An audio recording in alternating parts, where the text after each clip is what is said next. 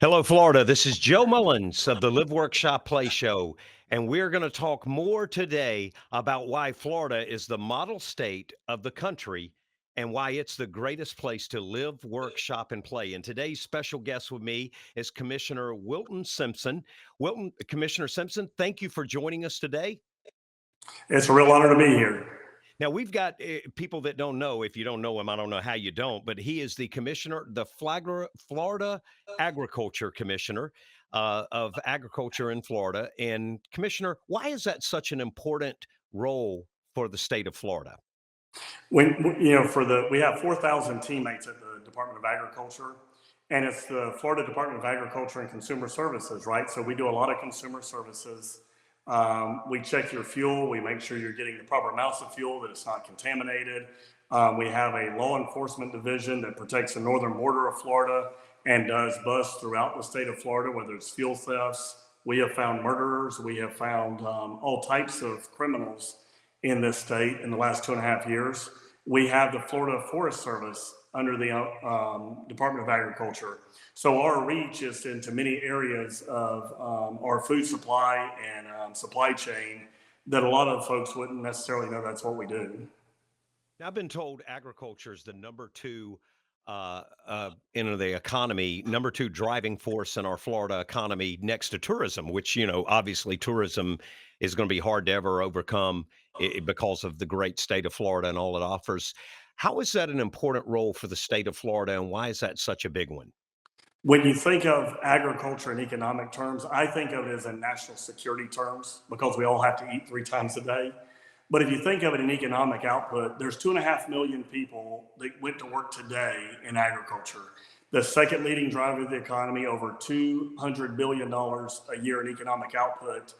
During a pandemic, during a recession, agriculture is actually the leading driver of the economy. And that's all important things to the state of Florida and to the nation. We produce 70% of all the fresh vegetables grown on the eastern seaboard of the United States every wintertime here in the state of Florida. So we are a major impact to the entire country. And I don't like to always think of it on economic terms. I think of it as you need a farmer 3 times a day, right? Everybody has to eat. And I compare it to the national security issue because, again, we have spent trillions of dollars and lost many lives on oil and having strategic supplies of oil around this country for a 6-month supply. What would happen if you lost your groceries in the grocery store just for 7 days? You'd have chaos in this country. In 30 days or less, you'd have people starving to death. So I think agriculture is not only national security. I think when you're thinking about agriculture, it needs to be thought of that way. But it is also obviously the second leading driver of the economy in normal times and the leading driver of the economy if we were in a recession or clearly a pandemic. Yeah, you say that, and I look back as a child and watch Russia and what happened with them, and people don't realize Russia collapsed because of their food. They didn't have the resources, the agriculture like our great country does to grow different things, and they were so dependent on other people. America is self-sufficient, but if you want to attack it, come in and mess with their agriculture system or come up and buy it up. And you guys have done a lot of stuff. We're talking about national security. I would love to cover that because just recently you stepped up and you helped with the alligator Alcatraz and helping get the illegal immigrants. And people Mhm. were saying, well, why does agriculture have anything to do with that? But it's the safety. These people, if they get into our supply lines or you get in and purchase all this stuff, you really could control this state and this country. Tell us some of that concern and what y'all are doing to fight it. All good points. Several years ago, we passed a bill that said our foreign enemies cannot buy agricultural land here in the state of Florida. So we've taken that off the table. We've banned things like synthetic meat or fake meat that's here to try to destroy our supply chain. Just a few days ago, when we reported on this, we were it happened to be illegal immigrants stealing saw palmetto berries from private landowners and farmers in South Florida. We rounded them up. We've turned them over to ICE. Every member of our ag law team are 287G certified. So we are qualified. We work with ICE every day, Homeland Security, all the local sheriffs. It is important that we protect our existing agriculture. And let me give you another example. We had 2 Chinese immigrants just in the last 6 months. You can Google these stories. where they were bringing in biologics in through New York. And thank God President Trump's the president today, because we captured those. We, the United States, did, but they were bringing in biologics that would have greatly affected our agriculture industry. And you said it earlier, Joe, is that any nation who can't feed itself eventually does not survive. You cannot import your way to prosperity.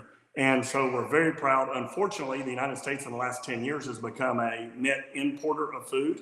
We have many groups, as you said, you have many foreign enemies buying ag land all over this country, and mostly through the Midwest.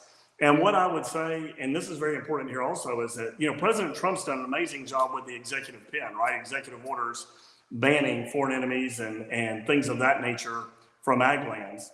But the truth is we need our Congress to step up while we control both branches and pass the bill to make it permanent.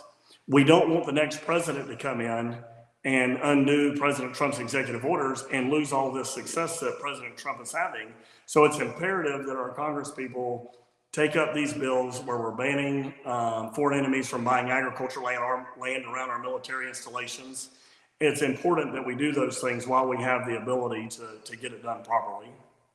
That's a good point, and I agree totally. Flagler County, people don't realize the county that I come from and I was commissioner over, and you certainly as senator at that, the Senate president at that time, you've had a few different roles in government for Florida, so you've been so passionate with it, but you helped.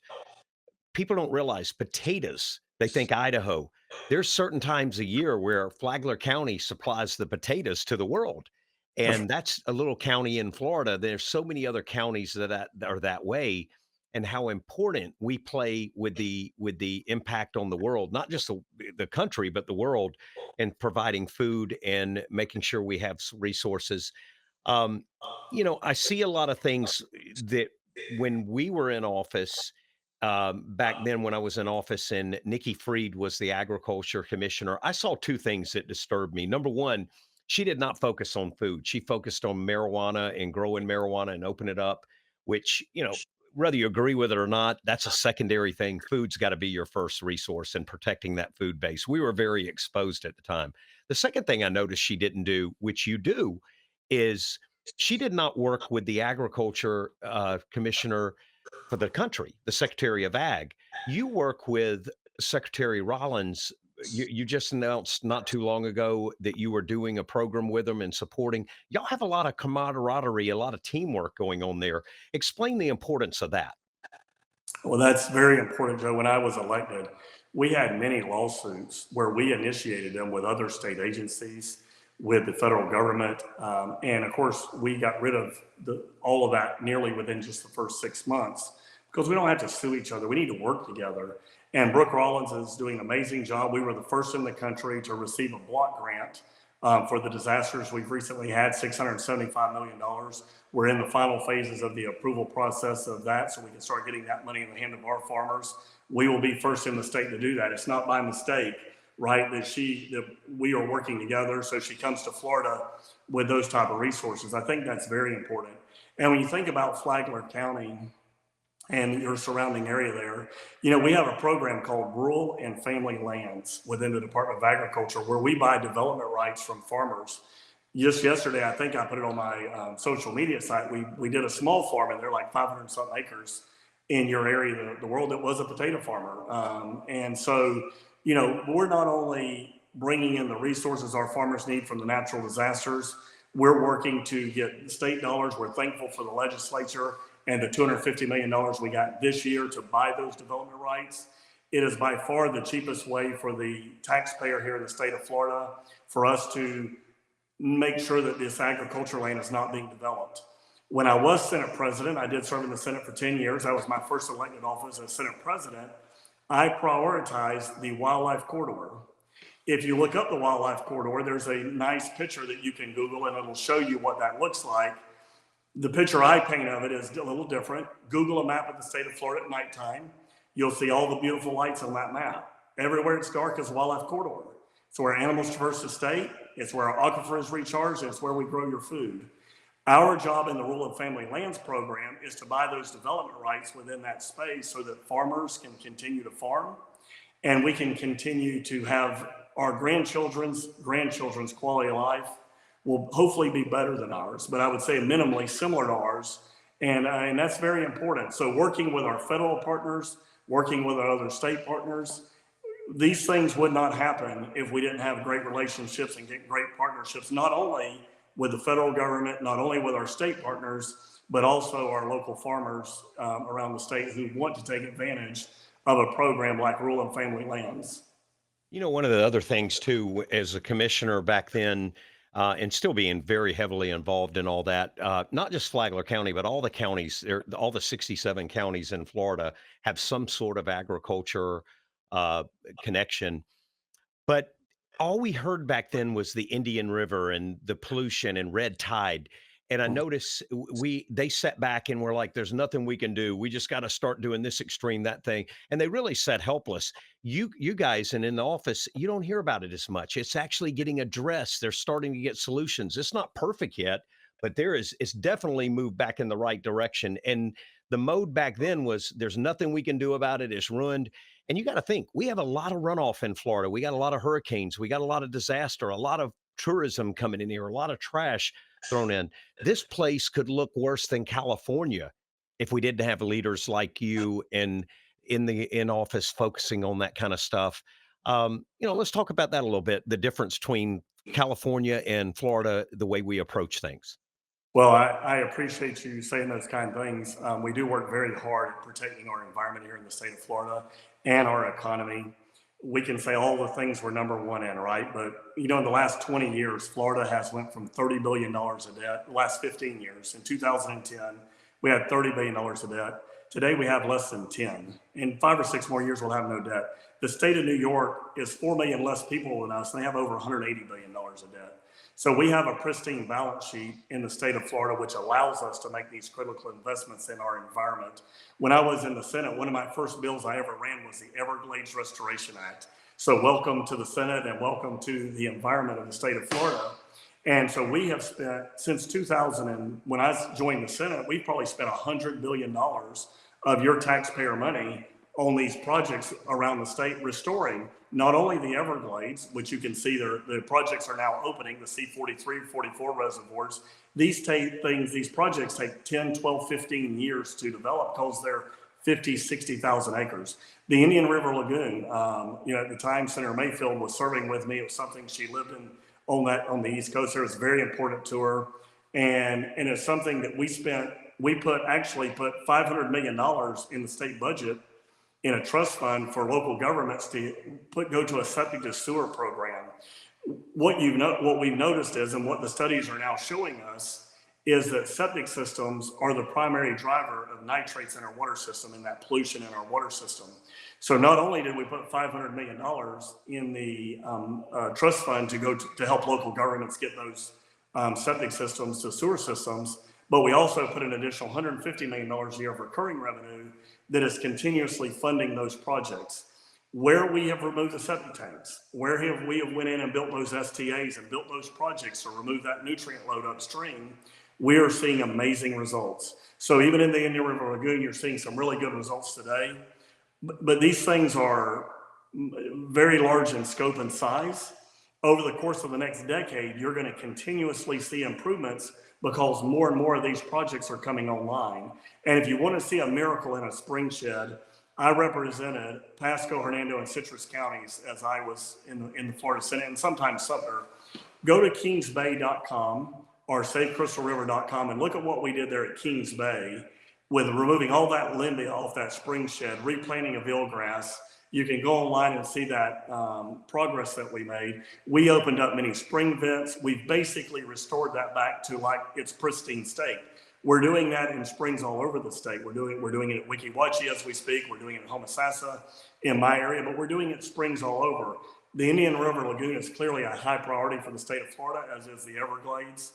I was very proud to really be at the tip of the spear where the vast majority of all of this funding and structure was put in place to be able to remove the nutrient loads coming into those projects. Now, as far as agriculture goes, we use what we call best management practices. Since I've been Commissioner of Agriculture, we have substantially gotten most of our farmers now to use best management practices to make sure they're not overusing water, nutrients, or any natural resources, or have any runoff going off those farms. So the fact that we have a great relationship with our farming community, the fact that we communicate with them very often, and we're out here working with them to remove any possible nutrient load is very important. And this year, the legislature gave me an additional $20 million to do regional water projects for agriculture. So we're going to continue down this path over the course of 10 or 15 more years as we continue to spend this type of resources specifically on agriculture. You're going to see our waterways clean up. It's going to continuously get better as long as our government partners, local governments, are getting those septic systems out of our spring sheds and all of those nutrient loads. The Everglades projects will all be done in another 10, 15 years, or the big ones will be. And so we've done many projects ahead of schedule. We're continuing to do those water disbursement projects in South Florida, which is taking up a lot of nutrient load. And so we're hitting this thing from all sides. But if you said, what is the single biggest source of that nutrient load? It's septic systems, it's humans, right? And we're still spreading some biomass on our properties. We're going to try to get rid of that process this year once and for all. And so we're doing a lot of things. But even as we're succeeding, it's still going to take, it didn't get this way in a day or two, and it's not going to get fixed in a day or two. So it's going to take us some more time to be satisfactory, but we are going in the right direction. That's what I love is it does take time, but to have a government like we had and a person in that position prior to you that took the attitude, well, it's too late. There's nothing we can do. That's not the answer. That's not the answer in our country. Well, her priority, I don't speak about Nikki publicly. There's no reason to. We all knew what was there. Her focus was not agriculture or even our consumer services. It was about marijuana and hemp. We, of course, have taken a much different approach. We've had Operation Candy Crush, where we've removed all of this harmful hemp, where they were targeting our children. We are not going to let them target our children. We made an announcement with the Attorney General Uthmeyer just last week about kratom and removing the highly synthesized versions of kratom, 7-OH, because it's basically legal morphine, right? It's a new opioid epidemic going on. So I'm very proud of my position and the current department's position as we are going to protect our children. And if an adult goes and buys any of these products, we want to make sure they know what they're getting and they're informed, it's labeled properly, and so that it's like any other medicinal purpose. And so, we're going to protect children at all costs from those products, and we're going to make sure that adults know what they're getting. Now, Commissioner Simpson, you were talking about the legislation and government. We got a very important election coming up in next year. Let's talk a little bit about that. What are some of the important topics you see facing the state of Florida coming up in 2026? To start off with, all 4 cabinet positions will be on the ballot next year. Governor DeSantis can't run again, so there will be a new governor. The Attorney General was appointed by the governor, and so was the CFO. Both of them have announced, I believe, that they are running for their position again, but they would be new people to the state of Florida to be voted in. I could have one more term potentially as Commissioner of Agriculture.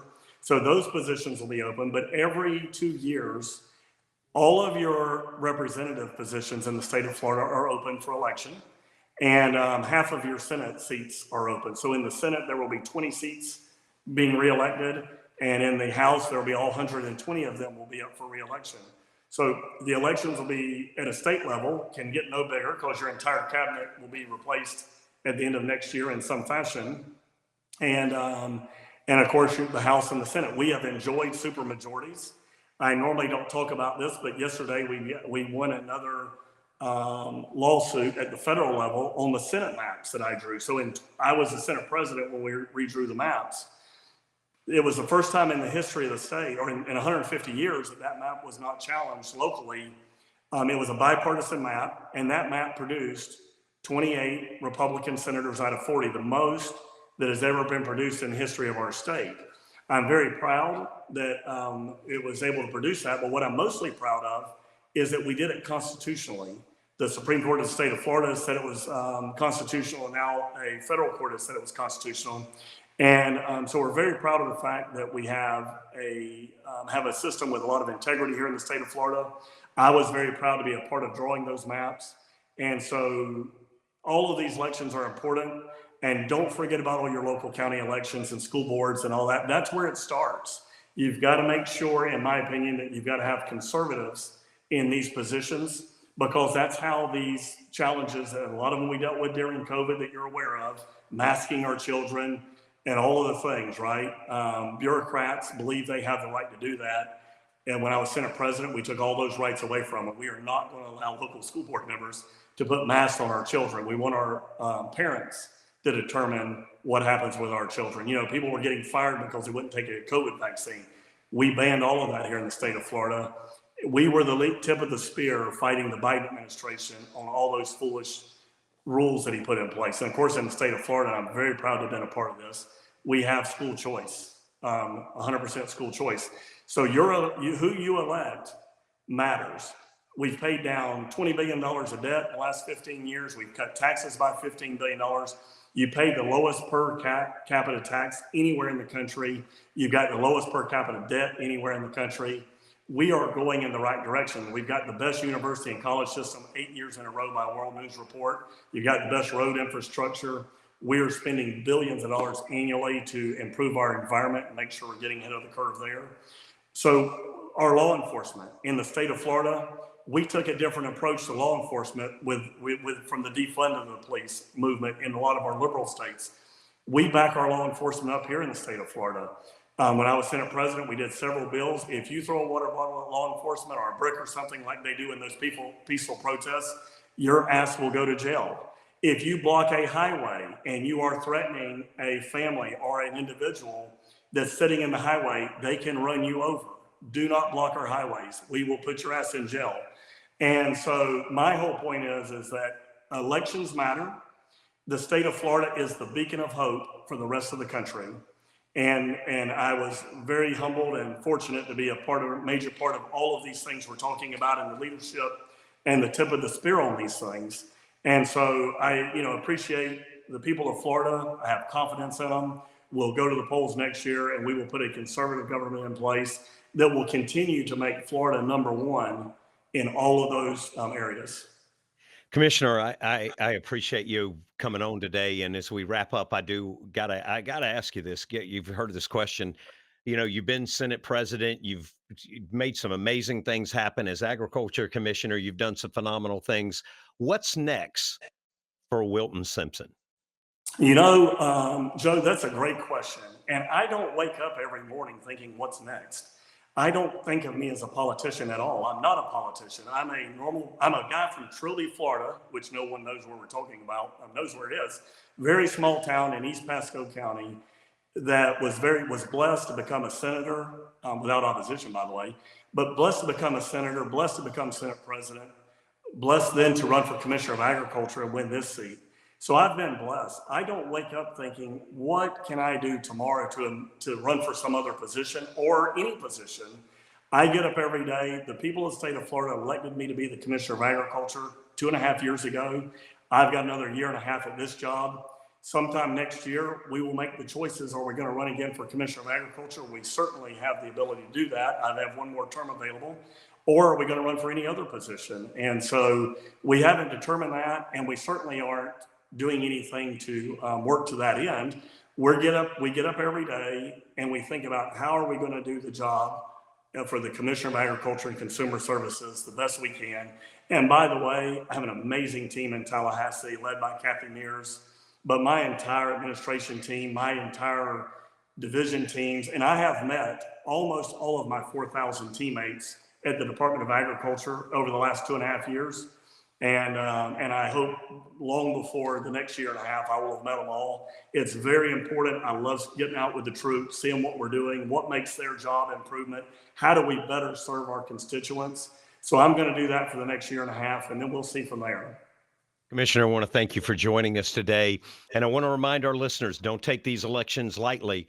These guys running as Republicans, vet them, look at them, because the Democrats have gotten very smart and they're starting to change their policy or change their, not their policy, but change their title, keeping their same policy. So as Commissioner said, pay attention to these elections. Don't take them lightly. We could change in a minute's notice.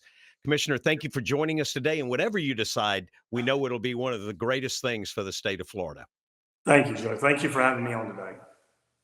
Remember, live, work, shop, and play, and keep our agriculture one of the top leading in the country, leading industries in the country. Have a great weekend.